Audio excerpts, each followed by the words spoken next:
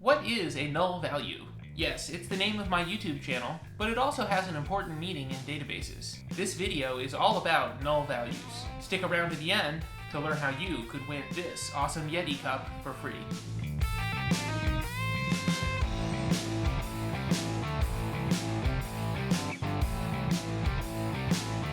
I'm Woody Null. This is the Null Value Show.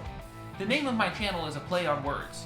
My last name is Null, and this channel is about the value that you deliver to your organization using data and analytics skills. And if you are familiar with database terminology, you might know that the word null has a special meaning. A database table is made up of rows and columns. Each cell has a value, but if a cell does not have a value, it's considered to be null. Null is the absence of value.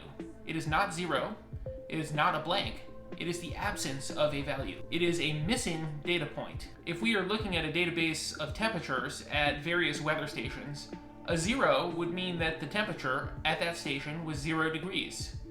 A null would mean that we don't have that data point. It is a missing value in the data set. The null does not mean that the temperature was 0, it means that we don't know what the temperature was. When we are writing SQL queries, we have to pay special attention to how nulls are handled. If we say where temperature greater than 40, the database only returns the rows that have a temperature value, and that value is above 40 degrees. Null temperatures are not included in the result set. If we want to include null temperatures in the results, we need to say where temperature is greater than 40 or temperature is null. Now we get back a few null temperatures in the results. It's important to note the syntax here.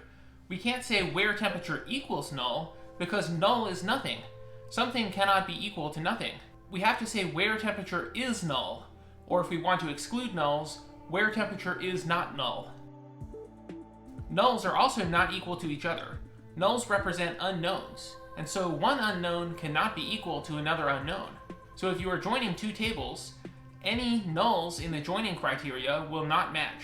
There are some workarounds for this that we might come back to in another video. You might be wondering how my last name is stored in databases. The string null, in quotes, is different from the keyword null.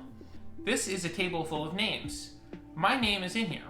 There is also a Melody in here whose last name is missing from the table. If I say where last name equals the string null in quotes, then my last name is in the result set.